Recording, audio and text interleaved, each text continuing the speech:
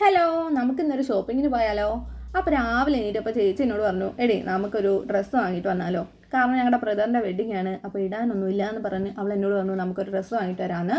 അങ്ങനെ നമ്മൾ രണ്ടുപേരും കൂടി രാവിലെ തുടങ്ങിയിട്ടുണ്ട് ഒരുക്കം. എനിക്ക് പിന്നെ നീളം കൂടുതലായതുകൊണ്ട് കണ്ണാടിയുടെ മുമ്പിൽ ഞങ്ങൾ ഒരു അടി ഉണ്ടാക്കാറില്ല. അങ്ങനെ കുളിച്ച് സുന്ദരി കുട്ടിയായിട്ട് ഇറങ്ങി. നോക്കിക്കേ, നല്ല സുന്ദരി കുട്ടിയായിട്ടില്ലേ?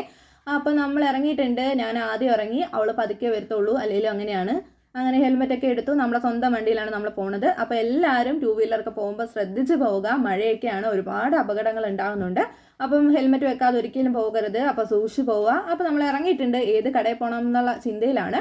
അപ്പോൾ നമ്മൾ ആകെ തീരുമാനിച്ചു. അപ്പോൾ അവസാനം നമ്മൾ തീരുമാനിച്ചു നമുക്ക് ആദ്യം എങ്ങോട്ടേക്ക് പോകാമെന്ന്.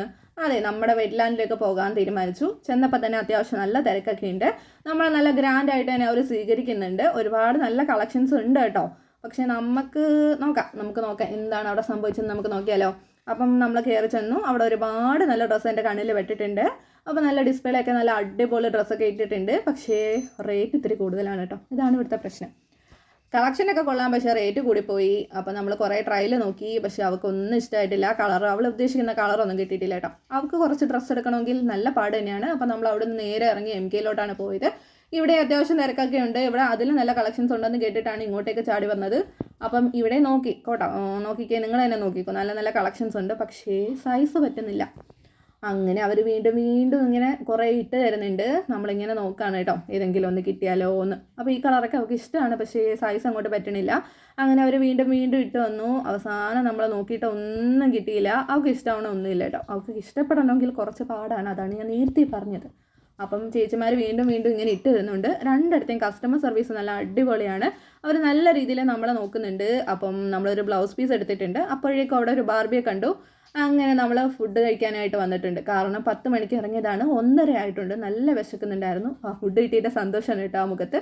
അപ്പം ഞാനൊരു ചിക്കൻ ബിരിയാണിയും അവളൊരു ഫ്രൈഡ് റൈസുമാണ് ഓർഡർ ചെയ്തത്. നമ്മളെ കൊല്ലത്ത് ലക്ഷ്മിയിലാണ് കേട്ടോ വന്നത്. പേര് പറയാൻ മറന്നു. ഈ ഫുഡിൻ്റെ വിശപ്പിൻ്റെ വിളി വന്നപ്പോൾ പിന്നെ വേറെ ഒന്നും കാണത്തില്ല കേട്ടോ. അതുകൊണ്ടാണ്. അങ്ങനെ നമ്മളൊരു ചിക്കൻ ബിരിയാണിയും ഒരു ഫ്രൈഡ് റൈസും വാങ്ങിച്ചു. ചിക്കൻ ബിരിയാണി നല്ല അടിപൊളി ടേസ്റ്റാണ് കേട്ടോ. ആ സലാഡോ ആ ചിക്കൻ പീസൊക്കെ അങ്ങോട്ട് വെച്ച് തന്നെ എന്താ ടേസ്റ്റ് എന്നറിയോ. അത് മാത്രമല്ല, വിശന്ന് ഇങ്ങനെ ഇരിക്കുമ്പോഴത്തേക്ക് ഫുഡ് കിട്ടിയാൽ ഉണ്ടാകുന്ന ഒരു ആക്രാന്തം അറിയാമല്ലോ. അങ്ങനെ ഫുള്ള് കാലിയാക്കി. ബാക്കി ഫ്രൈഡ് റൈസ് പാഴ്സലാക്കി പൂജയിലോട്ട് വന്നു. പൂജയിൽ ഒന്നുമില്ല കേട്ടോ, ചുമ്മാ വന്നു. അങ്ങനെ അടുത്ത കടയിലോട്ട് വന്നു. നമ്മൾ സീമാസിലേക്കാണ് അടുത്തത് വന്നത്. അവളെ ഞാൻ തള്ളി പറഞ്ഞു വിടുവാണ് കേട്ടോ. അപ്പോൾ പടച്ചവനോട് ഞാൻ ദുആ ചെയ്യുന്നുണ്ട്, പടച്ചവനെ ഇതിനകത്തുനിന്നെങ്കിലും ഒരെണ്ണം എൻ്റെ കൊച്ചിന് കിട്ടണേന്ന്. അങ്ങനെ ഇവിടെയും വന്നു. എവിടെ നിന്നാണ്, ഇവിടെ അങ്ങ് ഒന്നുമില്ല കേട്ടോ. കളക്ഷൻസ് ഉണ്ട്, പക്ഷേ നമ്മുടെ സൈസിന് പറ്റിയ ഒന്നുമില്ല എന്നവർ നമ്മളോട് തന്നെ പറഞ്ഞു. അങ്ങനെ നമ്മൾ കുറച്ചൊക്കെ ഇവിടെ നോക്കി, പക്ഷേ ഒന്നും അങ്ങോട്ട് ബോധിച്ചില്ല. എല്ലായിടത്തും ഒരു റേറ്റിനൊത്ത ഒന്നും ഇല്ല കേട്ടോ. അതുകൊണ്ട് നമ്മളിങ്ങനെ ഒന്നുമില്ല. അങ്ങനെ നമ്മൾ ഇറങ്ങിയപ്പോഴത്തേക്ക് ഒരു കുട്ടപ്പനെ കണ്ടു. കുട്ടപ്പനാണ് എന്നെ മൈൻഡ് പോലും ചെയ്തില്ല. അങ്ങനെ നമ്മൾ നേരെ കൊല്ലത്ത് നിന്ന് അഞ്ചാലുമൂടെത്തി. അഞ്ചാലുമൂടുള്ള സിറ്റിയിലോട്ടാണ് പോയത്. ഇവിടെ അത്യാവശ്യം കുഴപ്പമില്ല കേട്ടോ. നമ്മുടെ പ്രൈസിന് ഒതുങ്ങുന്ന രീതിയിലുള്ള കളക്ഷൻസ് ഒക്കെ ഉണ്ട്. അങ്ങനെ അവസാനം അവൾ ഇവിടെ നിന്ന് ഒരു ഡ്രസ്സ് എടുത്തു. അതിൻ്റെ ഇടയ്ക്ക് ഞാനും പോയി കുറേ തപ്പുന്നുണ്ട്. ഒന്നും എടുത്തിട്ടില്ല, ചുമ്മാ ഒരു രസം. അങ്ങനെ ഒരു ഏകദേശമൊക്കെ ഒരു 4 മണിയായപ്പോഴത്തേക്ക് നമ്മൾ നമ്മുടെ സ്വന്തം വീട്ടിലെത്തി. ആ വീട്ടിൽ വന്നതിൻ്റെ സന്തോഷമാണ് നിങ്ങൾ എൻ്റെ കണ്ണുകളിൽ കാണുന്നത്. അപ്പോൾ അടുത്ത വീഡിയോയിൽ കാണാൻ. ടാറ്റാ.